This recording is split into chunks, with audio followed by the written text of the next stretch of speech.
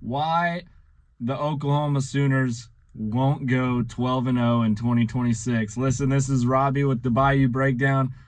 I've been waiting for the moment that I would be asked to make a video on OU. I've got a lot of buddies, OU fans, obviously LSU Tiger fan myself.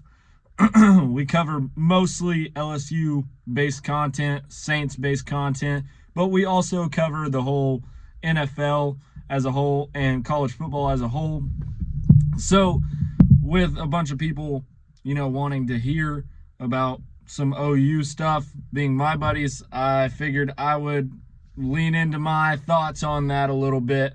Why I also think that 2027, when LSU is on the schedule and OU goes to Death Valley in Baton Rouge, that LSU will beat them easily. But let's go through 2026. Let's get into it. So I don't think that Oklahoma is a bad football team. Don't get me wrong here.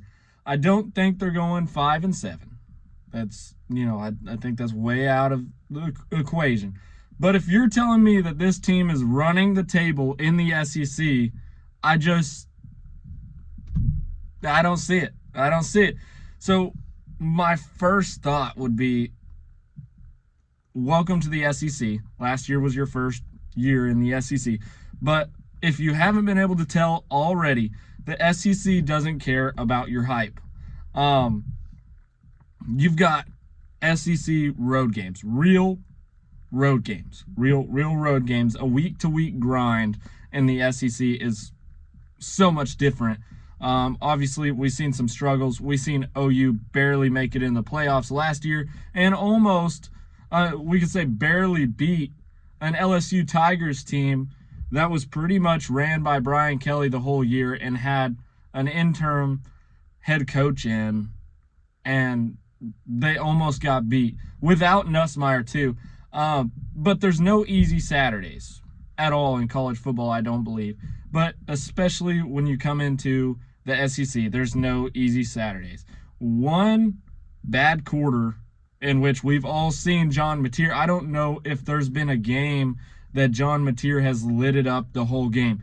That would be my take. What is the most? You could add all your pieces, the returning pieces coming back to OU this year on the defensive side is crazy.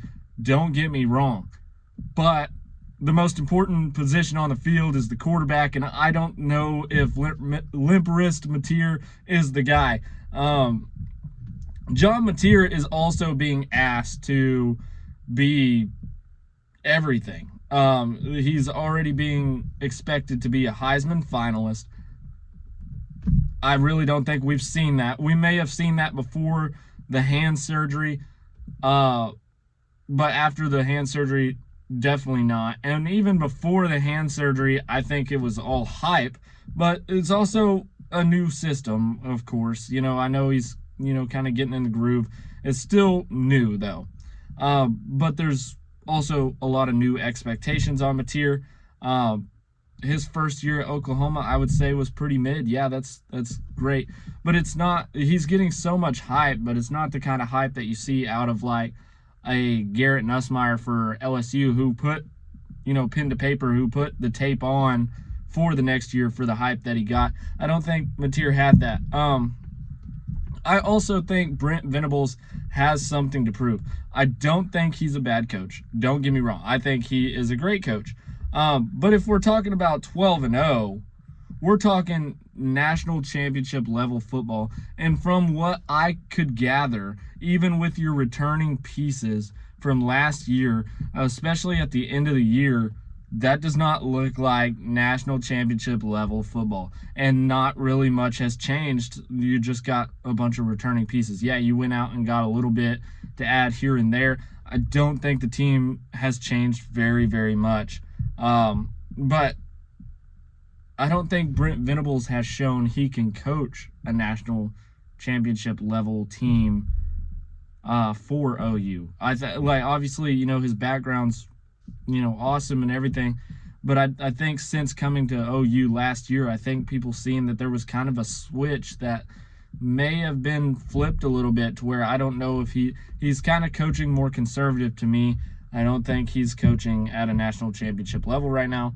But also the next reason is the schedule. I've said it multiple times. I don't think there's a undefeated team. Well, I think undefeated teams in the SEC is starting to dwindle.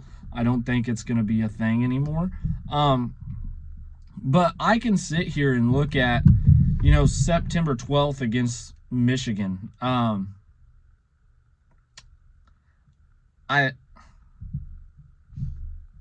don't think they win that. I think it's an early season test. Michigan is still built around physicality and defense, which is kind of what OU has. But Michigan also has an offense and has proven the offense. And OU has John Mateer coming out there, in which we just talked about. I do believe, now don't get me wrong, I do believe OU's offense will be talented, but this is the first real measuring stick. I think it could be a loss. But you also go to September 26th. You're looking at Georgia at Oklahoma. That's a huge game. There's no question about it. But Georgia is still Georgia. You can't argue with that. They got better depth in the trenches. I do believe OU keeps it close, but I think they lose late. Here's where I get interchangeable though, is you could go 8-4, you could go 9-3, you could go 10-2. I don't think their ceiling is higher than 10-2. Reason being is you got Texas, obviously Red River rivalry.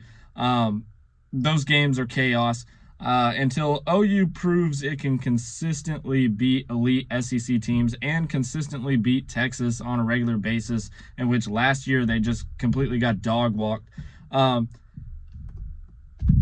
don't see it being, an easy game. It could be a loss there. I'm not going to sit here and say it is. It could be though. But also I have an underdog pick on October 31st, which is South Carolina. That is my upset pick for OU. I think South Carolina has become one of the toughest SEC teams to play. The road environment that OU is going to be on, and then if you see the stretch of the games, just coming into South Carolina is just not going to be great. But like I said, it comes after a stretch of games in the SEC where OU could be very, very banged up. That could easily be a flip to South Carolina and an upset. And there's also a bunch of toss-ups too when you think of Florida, Ole Miss, Texas A&M, Missouri. I talked to someone day before yesterday saying Missouri is the pick that they got OU losing. I see that too. So you could go and say they lose all those games and go 8-4. I don't believe that happens. I don't believe they win 50-50 and go 10-2. I'm sitting at 9-3, just as well as my prediction is kind of where LSU is. I think OU goes 9-3, finishes off the season. Whether they lose to Texas or South Carolina, we'll have to see. I believe this might be the year that they beat Texas. I do believe that South Carolina is overlooked on their schedule. I think South Carolina can take that. If OU loses one of those instead of South Carolina, you're still looking at, again, roughly the same schedule or the same outcome, the same prediction record that they would have.